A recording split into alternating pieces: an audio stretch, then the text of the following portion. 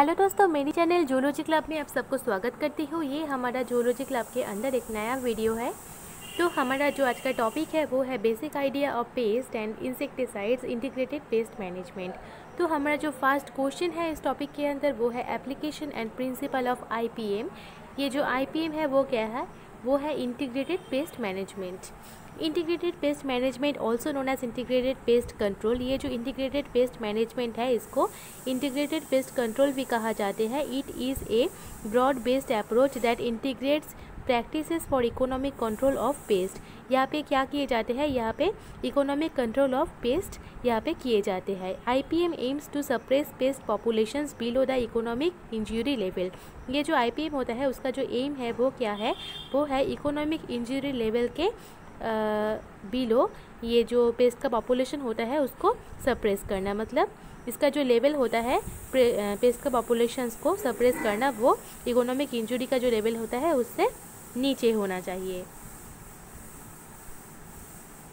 The UN's foods and Agriculture Organization define IPM as the careful consideration of all available pest control techniques and subsequent integration of appropriate measures that discourage the development of pest populations and keep pesticides and other interventions to levels that are economically justified and reduce or minimize risks to human health and the environment. IPM emphasizes the growth of a healthy crop with the least possible disruption to agro ecosystems and encourages natural pest control mechanisms. ये जो IPM का जो technique होता है इसके अंदर क्या किए जाते हैं? जो पेस्ट का पॉपुलेशन लेवल होता है उसको डिक्रीज़ करना और उसके साथ साथ यहाँ पे कुछ कंट्रोल टेक्निक्स और सब्सिक्वेंट यहाँ पे अप्लाई किए जाते हैं इसको डिस्क्रीट करने के लिए। और उससे क्या होता है? जो क्रॉप का जो हेल्दीनेस होता है वो भी यहाँ पे मेंटेन होता है और उसके साथ साथ जो पेस्ट का पॉपुलेशन होता है उसको भी यहाँ पे कंट्रोल किए जा सकते हैं। Applications. IPM is used in agriculture, horticulture, forestry, human habitations, preventive conservation and general pest control including structural pest management, turf pest management and ornamental pest management. ये जो IPM होता है उसको मेनली एग्रीकल्चर, उसके साथ साथ हॉर्टिकल्चर, फॉरेस्ट्री, ह्यूमन हैबिटेशन और preventive conservation और जनरल पेस्ट कंट्रोल, ये जो प्रोसेस होता है इसके अंदर इसको यूज़ किए जाते हैं। और उसको स्ट्रक्चरल पेस्ट मैनेजमेंट वे से, नहीं तो टर्फ पेस्ट मैनेजमेंट की वे से और नहीं तो ऑर्नामेंटल पेस्ट मैनेजमेंट की वे से इसको यहाँ पे यूज़ किए जाते हैं। Principles acceptable pest levels. The emphasize is on control not eradication. ये जो एम्फेसाइज होता है इसको यहाँ पे एम्फेसाइज किए जाते हैं पेस्ट का जो पॉपुलेशन होता है उसको कंट्रोल करने के लिए, उसको टोटली इरेडिकेट करने के लिए नहीं। IPM holds that wiping out an entire paste population is often impossible. ये जो आईपीएम वो क्या कहते हैं? वो कहते हैं क्या एक पेस्ट का जो पॉपुलेशन होता है उसको एंटायरली वाइप आउट कर देना टोटली इम्पॉसिबल एक मैटर है। And the attempt can be expensive and unsafe. और ये जो अटेम्प्ट होता है वो बहुत एक्सपेंसिव होगा और वो बहुत अनसेफ भी होगा। IPM programs first works on established acceptable pest levels called action threshold. ये जो आईपीएम का प्रोग्राम होता है वो फास्टली जब पेस्ट के ऊपर अप्लाई किए गए थे उसको मेनली एक्शन थ्रेशोल्ड कहा गया था। And apply controls if those thresholds are crossed. और इसको तभी अप्लाई किए जाते थे जब पेस्ट का जो पॉपुलेशन होता है वो क्रॉस्ड हो जाते थे, तभी उसको कंट्रोल करने के लिए इसको यहाँ पे यूज़ किए जाते थे। These thresholds are paste and site specific, meaning that it may be acceptable at one site to have a weed such as white clover but not another site। और ये जो पेस्टिसाइड्स होता है उसको सिर्फ एक पार्टिकुलर साइट पे ही यहाँ पे अप्लाई किए गए थे और दूसरा कोई साइट पे इसको अप्लाई नहीं किए गए थे। Allowing a pest population to survive at a reasonable threshold reduces selection pressure. This lowers the rate at which a pest develops resistance to a control, because if almost all pests are killed, then those that have resistance will provide the genetic basis of the future population।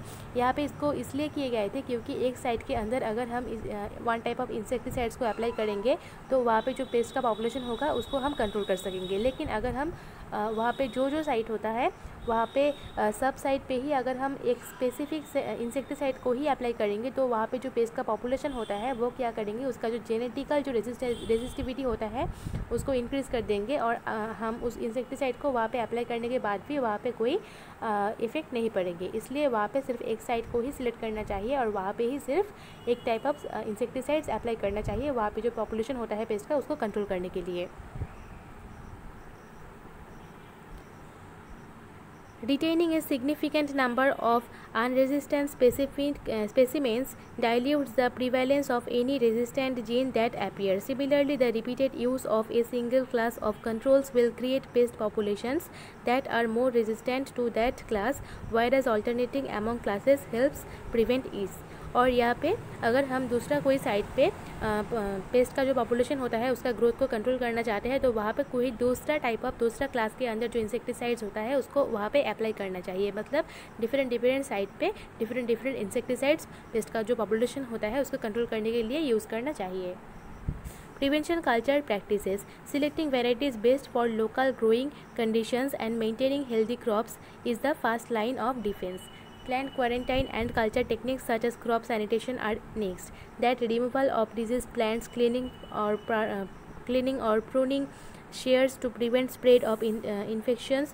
Beneficial fungi and bacteria are added to the potting media of horticulture crops vulnerable to root diseases, greatly reducing the need for fungicides. और यहाँ पे जो insecticides होता है उसको apply करने के साथ साथ वहाँ पे क्या करना चाहिए, जो डिजीज प्लांट होता है उसको रिमूव करना चाहिए और वहाँ पे जो डिजीज प्लांट होता है उसको प्रॉपरली क्लीनिंग और प्रूनिंग करना चाहिए क्योंकि वहाँ पे उसके बाद कोई डिजीज़ का स्प्रेड वहाँ पे नहीं होता है.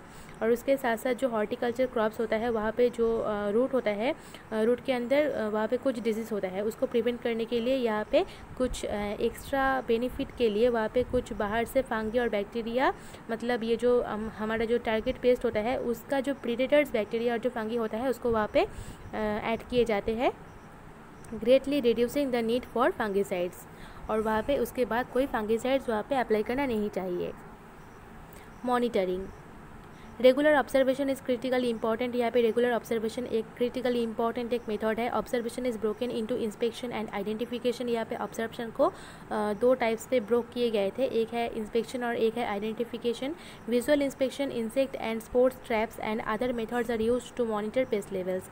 यहाँ पे जो विजुअल इंस्पेक्शन होता है इसके अंदर जो इंसेक्ट होता है उसको ट्रैप किए जाते हैं और दूसरा जो मेथड होता है उसके अंदर जो पेस्ट लेवल्स होता है उसको मॉनिटर किए जाते हैं. Record keeping is essential. यहाँ पे रिकॉर्ड कीप करना चाहिए, ये एक बहुत एसेंशियल मेथड है. As is a through knowledge of target thorough knowledge of target pest behaviour and reproductive cycle. और यहाँ पे हमको थॉरोली नॉलेज होना चाहिए पेस्ट का जो बिहेवियर होता है, उसका जो रिप्रोडक्टिव साइकिल होता है, मतलब उसका जो लाइफ साइकिल होता है उसके बारे में हमको बहुत अच्छे से जानना चाहिए. Since insect are cold blooded their physical development is dependent on aerial temperature. और ये जो इंसेक्ट होता है वो कोल्ड ब्लडेड होता है, इसके लिए इसका जो फिजिकल डेवलपमेंट होता है वो एनवायरनमेंट का जो टेम्परेचर फ्लक्चुएशन होता है उसके ऊपर भी इसका इफेक्ट पड़ता है. Many insects have had their development cycles modeled in terms of degree days. The degree days of an environment determines the optimal time for a specific insect outbreak. Plant pathogens follow similar patterns of response to weather and season. और ये जो plant का pathogen होता है उसका जो life का development होता है, इसका जो लाइफ साइकिल होता है वो अफेक्ट करते हैं. मतलब इसका ऊपर ये जो इन्वायरमेंटल फ्लक्चुएशन होता है, इन्वायरमेंट का जो टेम्परेचर होता है, जो ह्यूमिडिटी होता है, जो मॉइस्चर होता है, वो भी पेस्ट का जो पॉपुलेशन होता है, इसका जो लाइफ साइकिल होता है उसके ऊपर अफेक्ट करते हैं. Mechanical control. Should a pest research an unacceptable level, mechanical methods are the first options. अगर यहाँ पे पेस्ट का जो पॉपुलेशन होता है वो अनएक्सेप्टेबल लेवल पे पहुँच जाते हैं तो यहाँ पे मैकेनिकल जो मेथड होता है कंट्रोल करने के लिए उसको यहाँ पे अप्लाई किए जाते हैं. यहाँ पे hand picking, barriers, trap, vacuuming, tillage to disturb breeding, मतलब ये जो प्रोसेस होता है उसको यहाँ पे मैकेनिकल कंट्रोल के लिए यूज़ किए जाते हैं. Responsible use. Synthetic pesticides are used as required. और यहाँ पे अगर चाहिए तो सिंथेटिक पेस्टिसाइड्स भी यहाँ पे यूज़ किए जाते हैं. And often only at specific times in A paste life cycle. और इसको मेनली पेस्ट का जो लाइफ साइकिल होता है उसका एक स्पेसिफिक टाइम में ही यूज़ किए जाते हैं. Many newer pesticides are derived from plants और naturally occurring substances that is nicotine, pyrethrum and insect juvenile hormone analogues. But the toxophore or active component may be altered to provide increased biological activity or stability. लेकिन यहाँ पे कुछ टॉक्सोफोर और active component भी use किए जाते हैं क्योंकि इसका जो बायोलॉजिकल एक्टिविटी और स्टेबिलिटी होता है उसको इंक्रीज करने के लिए. Application of pesticides must reach their intended targets. Matching the application technique to the crop, the pest and the pesticide is critical. मतलब यहाँ पे प्रॉपर मैचिंग बहुत क्रिटिकल होता है क्योंकि यहाँ पे कौन पेस्ट के लिए कौन सी पेस्टिसाइड्स चाहिए वो मैचिंग करना यहाँ पे बहुत क्रिटिकल हो जाता है। The use of low volume spray equipment reduces overall pesticide use and labour cost. और अगर यहाँ पे हम लो वॉल्यूम का पेस्टिसाइड स्प्रे करते हैं तो जो ओवरऑल कॉस्ट होता है और उसका जो यूज़ होता है वो भी बहुत लिमिटेड अमाउंट के अंदर हो जाते हैं। हमारा जो दूसरा क्वेश्चन है वो है what do you understand by biological pest control, मतलब बायोलॉजिकल पेस्ट कंट्रोल क्या होता है। बायोलॉजिकल कंट्रोल और bio control is a method of controlling pest such as insect, mites, weeds and plant diseases using other organisms. ये जो biological pest control होता है इसके अंदर क्या किए जाते हैं, जो इंसेक्ट, जो माइट्स, जो वीड्स, जो प्लांट डिजीज होता है उसको कुछ अदर ऑर्गेनिजम्स से यूज़ करने के थ्रू इसको यहाँ पे कंट्रोल किए जाते हैं। और ये जो मेथड होता है इसलिए इसको बायोलॉजिकल कंट्रोल और नहीं तो बायो कंट्रोल कहा जाते हैं। It relies on predation, parasitism, herbivory or other natural mechanisms but typically also involves an active human management role। मतलब यहाँ पे जो predation होता है, जो parasitism यूज़ किए जाते हैं, जो herbivory और जो other natural mechanism यहाँ पे पेस्ट को कंट्रोल करने के लिए यूज़ किए जाते हैं, उसके साथ साथ यहाँ पे एक्टिव ह्यूमन मैनेजमेंट रोल भी बहुत ज़रूरी होते हैं। Natural enemies of insect pest also known as biological control agent. ये जो नेचुरल एनिमी होता है इंसेक्ट पेस्ट का, इसको बायोलॉजिकल कंट्रोल एजेंट कहा जाता है। Include predators, parasitoids, pathogens and competitors। Biological control agent of plant diseases are most often referred to as antagonists। Biological control agent of weeds include seed predators, herbivores and plant pathogens। ये जो biological control method होता है उसके लिए यहाँ पे predators, herbivores और plant pathogen को यहाँ पे यूज़ किए जाते हैं जिसको biological control method कहा जाते हैं। Biological control can have side effects on biodiversity through attacks on non-target species by any of the same mechanism, especially when a species is introduced without through understanding of the possible consequences। कुछ time पे यहाँ पे क्या होता है biological control का और नहीं तो बायो कंट्रोल का कुछ साइड इफ़ेक्ट्स भी होता है, क्योंकि यहाँ पे हमका जो टारगेट पेस्ट होता है, जो टारगेट पेस्ट का पॉपुलेशन होता है उसको कंट्रोल करने के साथ साथ वहाँ पे कुछ नॉन टारगेट पेस्ट को भी ये जो बायोलॉजिकल कंट्रोल का एक्शन होता है वो अफेक्ट कर देते हैं और उसका जो पॉपुलेशन होता है वो भी यहाँ पे डैमेज हो जाता है। हमारा जो थर्ड क्वेश्चन है वो है principle of biological pest control method. तो ये जो प्रिंसिपल होता है वो क्या होता है, ये जो प्रिंसिपल होता है इसके अंदर ये कहा जाता है क्या हमारा जो टारगेट पेस्ट होता है उसका जो पॉपुलेशन होता है उसको कंट्रोल करने के लिए ये जो टारगेट पेस्ट होता है वो जिस साइड पे रहते हैं उस साइड के आसपास कुछ साइड के अंदर कुछ दूसरा प्रीडेटर पेस्ट भी होता है हमारा टारगेट पेस्ट का, और उसको अगर हम हमारा टारगेट पेस्ट का जो साइट होता है अगर वहाँ पे हम इंपोर्ट करेंगे तो बायोलॉजिकली ये जो पेस्ट का टारगेट पेस्ट का पॉपुलेशन होता है वो कंट्रोल हो सकता है और यहाँ पे कोई साइड इफेक्ट्स होने का भी कोई चांस नहीं होता है और ये हमारे लिए बहुत बेनिफिशियल भी होता है। The collection, storage and handling of the host insects to kill them without killing the parasites and predators. और यहाँ पे कोई एक्स्ट्रा पैरासाइट और प्रीडेटर्स यहाँ पे यूज़ करना नहीं होता है और यहाँ पे कोई इंसेक्टिसाइड्स भी यहाँ पे यूज़ करना नहीं पड़ता है, इसलिए यहाँ पे कोई साइड इफ़ेक्ट्स भी होना नहीं होता है। The rearing of parasites and predators in large number under favorable conditions and releasing them whenever needed। और यहाँ पे इसलिए हमको जो पैरासाइट्स होता है, जो प्रीडेटर्स पेस्ट होता है, इसको हमको रेयरिंग करना चाहिए फेवरेबल कंडीशंस के अंदर और इसका जो क्वांटिटी होता है वो भी ह्यूज ही होता है। और अगर हम कोई भी साइट के अंदर इसको यूज़ करना चाहिए तो हम इसको वहाँ पे यूज़ कर सकेंगे। Importing predators, parasites and diseases from abroad which is an important method generally under practice now. और ये जो मेथड होता है उसको नेचुरली साइंटिफिकली अब यूज़ किए जाते हैं and is applied when some pest get entry on imported goods living their natural enemies here. हमारा जो फोर्थ क्वेश्चन है वो है classify insecticides on the mode of their entry.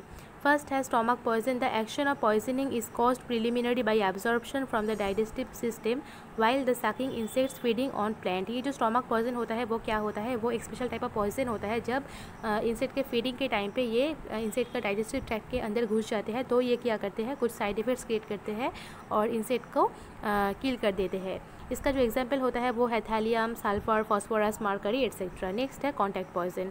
The toxic chemical which kills the insect by simple contacts और touch is called as contact poison. ये जो contact poison होता है वो बहुत टॉक्सिक होता है, टॉक्सिक केमिकल होता है और इसके कॉन्टैक्ट से आने से ही ये जो इंसेक्ट होता है उसका बॉडी का अफेक्ट हो जाते हैं और वो मर जाते हैं। एग्जाम्पल है nicotine sulphate, neem extract, BHC, DDT etcetera. Next है सिस्टेमिक पॉइजन, मतलब सिस्टेमिक पॉइजन। ये जो सिस्टेमिक पॉइजन होता है वो दोनों तरह ही काम करते हैं, स्टोमक पॉइजन के साथ साथ कॉन्टैक्ट पॉइजन के जैसे ही। नेक्स्ट है fumigants, they are applied as vapour, इसको वेपर के जैसे यूज़ किए जाते हैं और ये मेनली इंसेक्ट का जो रेस्पिरेटरी सिस्टम होता है उसके ऊपर इफेक्ट करते हैं। इसको mainly warm house, museum, human dwelling यहाँ पे यूज़ किए जाते हैं। इसका जो एग्जांपल है वो है HCN, SO2, CS2, PH3, CH3, BR etcetera. Next हमारा 5th नंबर क्वेश्चन है classification of insecticides based on mode of action. First है फिजिकल पॉइजन। ये जो फिजिकल पॉइजन होता है वो क्या करते हैं, ये इंसेक्ट के बॉडी के अंदर घुस जाने के बाद बॉडी का जो मॉइस्चर होता है, जो एयर कंटेंट होता है, उसको बाहर पे निकाल देते हैं और ये जो इंसेक्ट होता है वो मर जाते हैं। एग्जाम्पल है Al2O3, टार एट्सेट्रा। नेक्स्ट है प्रोटोप्लाज्मिक पॉइजन। ये जो प्रोटोप्लाज्मिक पॉइजन होता है वो क्या करते हैं, वो सेल के अंदर जो प्रोटीन होता है उसका प्रेसिपिटेशन कर देते हैं। एग्जाम्पल है आर्सेनिड्स, फैटी एसिड्स, इथिलीन ऑक्साइड। और ये क्या करते हैं, ये एपिथेलियम के अंदर जो ये क्या करते हैं, ये मीट गन के अंदर जो एपिथेलियम होता है वहाँ पे जो प्रोटोप्लाज्म होता है और ये जो सेलुलर प्रोटोप्लाज्म होता है उसका प्रॉपर्ली डिस्ट्रॉय कर देते हैं। नेक्स्ट है रेस्पिरेटरी पॉइजन। ये जो रेस्पिरेटरी पॉइजन होता है वो क्या करते हैं, वो इंसेक्ट के बॉडी के अंदर जो ऑक्सीजन का क्वांटिटी होता है, जो ऑक्सीजन का एब्जॉर्प्शन यहाँ पे होता है उसका प्रॉपर्ली ब्लॉक कर देते हैं और यहाँ पे कोई सेलुलर रेस्पिरेशन नहीं हो सकता है और रेस्पिरेटरी एंजाइम के थ्रू जो सेलुलर रेस्पिरेशन होता है उसको ही ये टोटली इनएक्टिव कर देते हैं। इसलिए ये जो इंसेक्ट होता है वो मर जाते हैं। एग्जाम्पल है HCN, H2S, CO मतलब कार्बन मोनोऑक्साइड एट्सेट्रा। नेक्स्ट है नर्व पॉइजन। ये जो नर्व पॉइजन होता है वो क्या करते हैं, वो मेनली यहाँ पे एक एसिटाइल क्लोरीनीटरेज ये जो एंजाइम होता है उसको ये प्रॉपर्ली इनएक्टिव कर देते हैं और इसलिए ये जो इंसेक्ट के बॉडी के अंदर जो नर्व फंक्शन होता है उसको ये प्रॉपर्ली डिस्ट्रॉय कर देते हैं। एग्जाम्पल है CCl4, DDT, nicotine, parathion etcetera. हमारा जो 6th नंबर क्वेश्चन है वो है classification of insecticides on the based on chemical nature. मतलब केमिकल नेचर के ऊपर डिपेंड करके ये जो इंसेक्टिसाइड्स का क्लासिफिकेशन होता है उसके बारे में अब हम जानेंगे। तो शुरू करते हैं इनऑर्गेनिक इंसेक्टिसाइड से। Arsenicals that is calcium arsenate, Paris green, arsenic oil, arsenic oxides, इसको ही मेनली यहाँ पे इनऑर्गेनिक इंसेक्टिसाइड्स के जैसे यूज़ किए जाते हैं। It causes the disintegration of meat cut epithelial cells, और ये मेनली इंसेक्ट का जो मीट कट एपिथेलियल सेल्स होता है उसका डिसइंटीग्रेट कर देते हैं और इसके साथ साथ यहाँ पे जो वैक्यूलाइज साइटोप्लाज्म होता है और जो क्रोमाटिन होता है न्यूक्ली का उसको क्लम्प्ट कर देते हैं। नेक्स्ट है fluorine compound. They causes muscular contraction, regulation, paralysis and ultimately death. और ये क्या कर देते हैं, ये मास्कुलर कॉन्ट्रैक्शन के साथ साथ रेगुलेशन और पैरालिसिस और उसके साथ साथ इसका अल्टीमेटली डेथ भी क्रिएट कर देते हैं। इसका एग्जाम्पल होता है sodium fluoride, sodium fluorosilicate etcetera. Next है other compounds. Other minor stomach poison भी यहाँ पे यूज़ किए जाते हैं। ये है thallium sulphate, borax, boric acid, lime sulphate etcetera. Next है ऑर्गेनिक इंसेक्टिसाइड्स। ये जो ऑर्गेनिक इंसेक्टिसाइड्स होता है वो हाइड्रोकार्बन ऑयल्स होता है और इसके अंदर जो सामर ऑयल होता है वो क्या करते हैं, वो कॉकिड्स, इलेक्ट्रोडिड्स इसके ऊपर ये इफेक्ट करते हैं और इसको ये कंट्रोल करते हैं। उसके बाद जो डॉर्मेंट ऑयल होता है वो मेनली कॉकिड्स, एफिड्स, माइट्स को कंट्रोल करने के लिए यूज़ किए जाते हैं। नेक्स्ट है सुप्रीम स्प्रे ऑयल। ये भी मेनली एफिड्स, स्केल्स, माइट्स को कंट्रोल करने के लिए यूज़ किए जाते हैं। नेक्स्ट है स्प्रे ऑयल, और ये जो स्प्रे ऑयल होता है वो 3 टाइप्स का होता है। एक है कॉन्सेंट्रेटेड इमल्शन और एक है टैंक मिक्स ऑयल। नेक्स्ट है organic compounds of botanical origin. ये इसका जो एग्जांपल है ये है nicotine sulphate, nerve poison, stomach poison etcetera. Next है synthetic organic insecticides. This type of insecticides are applied to root, stem और leaves, seeds or plants and absorbed and reaches different parts of plants. The insect feeding on the treated plants ingest poison through the sucking mechanism, and synthetic insecticides act as both stomach and contact poison. Examples है chlorinated hydrocarbon, chlorinated terpenes etc. मतलब ये जो synthetic organic insecticides होता है उसको mainly plant का जो root होता है, जो स्टेम होता है, जो सीड्स होता है प्लांट का, वहाँ पे इसको अप्लाई किए जाते हैं और ये प्लांट का जो एब्जॉर्ब मेथड होता है उससे ये प्लांट का डिफरेंट बॉडी पार्ट पे पहुँच जाते हैं। और जब कोई इंसेक्ट इस प्लांट के अंदर फीडिंग करते हैं, इस प्लांट का फीडिंग करते हैं, तो ये जो पॉइजन होता है वो स्टोमक पॉइजन और नहीं तो कॉन्टैक्ट पॉइजन से ये इंसेक्ट का बॉडी पार्ट पे पहुँच जाते हैं और उसको किल कर देते हैं। इसका एग्जाम्पल है क्लोरीनेटेड हाइड्रोकार्बन और नहीं तो क्लोरीनेटेड टर्पीन्स एट्सेट्रा। नेक्स्ट है ऑर्गेनिक सल्फर कॉम्पाउंड्स। इसका जो एग्जाम्पल होता है वो है जेनिटॉल्स, नहीं तो सल्फेनॉल और नहीं तो टेट्रासोल एट्सेट्रा। हमारा जो 7th नंबर क्वेश्चन है वो है डेफिनेशन ऑफ पेस्ट। मतलब ये जो पेस्ट होता है वो क्या करते हैं, वो एक स्पेशल टाइप ऑफ एनिमल्स होता है जो मेनली जो ह्यूमन का इंपॉर्टेंट मटेरियल, जो ह्यूमन का इंपॉर्टेंट फूड क्रॉप्स होता है उसके ऊपर इफेक्ट करते हैं और उसको डैमेज कर देते हैं। इसको ही मेनली पेस्ट कहा जाते हैं। हमारा जो 8th नंबर क्वेश्चन है वो है division of pest according to nature of damage. First है मेजर पेस्ट, ये मेनली फूड क्रॉप के ऊपर बहुत ज़्यादा डैमेज कर देते हैं और ये मेनली पैडी क्रॉप के ऊपर डैमेज करते हैं। और नेक्स्ट है माइनर क्रॉप, और ये भी डैमेज करते हैं लेकिन मेजर क्रॉप से ज़्यादा डैमेज नहीं करते हैं, मेजर क्रॉप से लेसर अमाउंट पे डैमेज करते हैं और ये भी पैडी क्रॉप के ऊपर ही डैमेज करते हैं। हमारा जो 9th नंबर क्वेश्चन है वो है according to nature of food habitat the division of insects.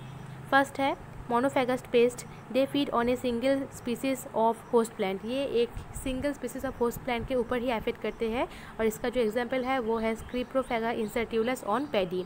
और नेक्स्ट है ओलिगोफेगस पेस्ट, ये जो पेस्ट होता है वो मेनली सेम फैमिली के अंदर जो प्लांट होता है उसके ऊपर अफेक्ट करते हैं, इसका एग्जांपल है पेडिस ब्रासी फीड ऑन कैबेज। और ये है पॉलीफेगस पेस्ट, ये डिफरेंट फैमिली के अंदर डिफरेंट स्पीसीज के अंदर जो प्लांट होता है उस सब के ऊपर अफेक्ट करते हैं, एग्जाम्पल है टारमाइन, लोकस्ट एटसेट्रा। हमारा 10th नंबर क्वेश्चन है why rice stem borer is considered as a monophagous pest, मतलब ये जो राइस स्टेम बोरर होता है उसको मोनोफेगस पेस्ट क्यों कहा जाता है, क्योंकि ये जो मोनोफेगस पेस्ट होता है हम पहले ही कह चुके हैं क्या ये जो मोनोफेगस पेस्ट होता है वो सिर्फ एक प्लांट के अंदर ही बोर करते हैं और सिर्फ उसको ही डैमेज करते हैं, इसलिए ये जो राइस स्टेम का बोरर होता है उसको मेनली मोनोफेगस पेस्ट कहा जाते हैं। और ये जो राइस स्टेम बोरर होता है इसको ये मेनली पैडी क्रॉप के ऊपर ही अफेक्ट करते हैं। हमारा जो 11th नंबर क्वेश्चन है वो है what do you mean by chemical control of paste.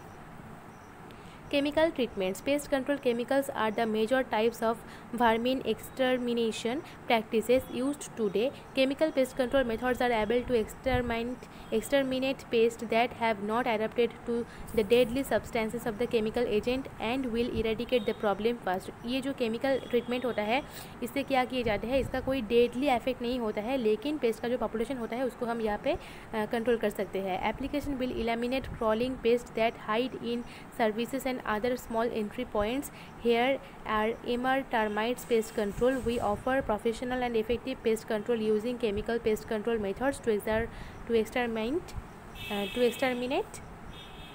infections. Next है chemical pest control methods. Here are some chemical pest control methods that are widely used today agriculture, domestic and commercial properties for pest control of various insects and rodents. ये जो chemical insecticides होता है उसको mainly various जो insect होता है उसको damage करने के लिए और ये जो rodent होता है उसको कंट्रोल करने के लिए यहाँ पे यूज़ किए जाते हैं और ये एग्रीकल्चर नहीं तो डोमेस्टिक और नहीं तो कॉमर्शियल प्रॉपर्टीज़ पे यूज़ किए जाते हैं।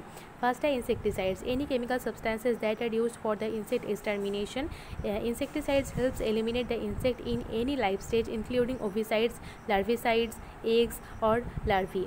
मतलब ये जो इंसेक्टिसाइड्स होता है उसको मेनली इंसेक्ट का कोई भी लाइफ साइकिल का जो स्टेज होता है वहाँ पे यूज़ किए जा सकते हैं, ये ओविसाइड स्टेज पे और नहीं तो लार्विसाइड्स और नहीं तो एग्स और नहीं तो लार्वी पे यूज़ किए जाते हैं।